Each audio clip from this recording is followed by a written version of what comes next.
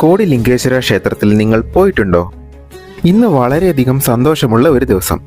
ഒരുപാട് ആഗ്രഹിച്ചതാണ് കോടിലിംഗേശ്വര ക്ഷേത്രത്തിൽ പോകണമെന്ന്. ഇപ്പോഴാണ് അതിനുള്ളൊരു അവസരം കിട്ടിയത്. ഇതിനു മുമ്പ് പലപ്പോഴും അവിടെ പോകാൻ പ്ലാൻ ചെയ്തിരുന്നു, എന്നാൽ അതൊന്നും നടന്നില്ല. എന്നാൽ ഇതാകട്ടെ ഒരു പ്ലാനിങ്ങും ഇല്ലാതെ പെട്ടെന്ന് പോകുകയായിരുന്നു. ഇതൊരു മഹാദേവ ക്ഷേത്രമാണ്.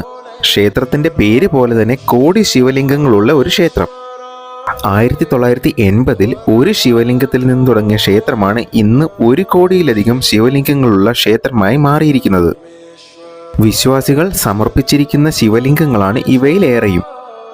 ക്ഷേത്രത്തിന്റെ പ്രധാന അട്രാക്ഷൻ വലിയ ശിവലിംഗവും അതിനോപ്പോസിറ്റായി നിൽക്കുന്ന നന്ദിയുടെ പ്രതിമയുമാണ്.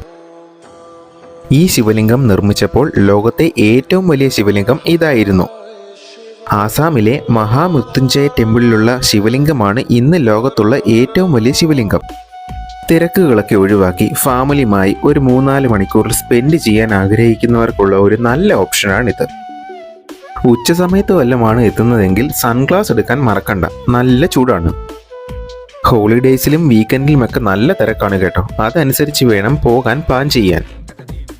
ഞങ്ങൾ പോയത് വീക്ക് ഡേയിലാണ്, എന്നിട്ടും നല്ല തിരക്കുണ്ടായിരുന്നു.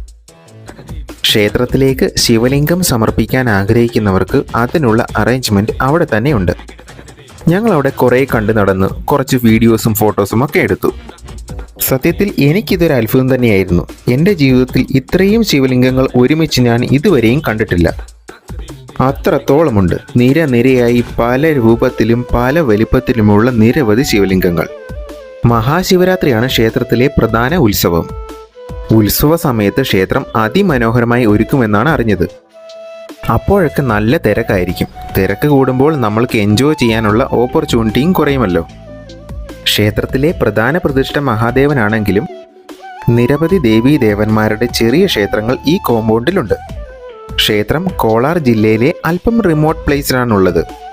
അതുകൊണ്ട് തന്നെ ക്ഷേത്രത്തിൻ്റെ പരിസരത്ത് വലിയ ഫെസിലിറ്റീസ് ഒന്നും പ്രതീക്ഷിക്കേണ്ട. എനിവേ, ക്ഷേത്രത്തിൽ നിന്നും കുറച്ച് നല്ല ഓർമ്മകൾ കിട്ടി. ഏകദേശം 3-4 മണിക്കൂർ ഞങ്ങൾ അവിടെ സ്പെൻഡ് ചെയ്തു. അങ്ങനെ തിരിച്ചു പോവുകയായി.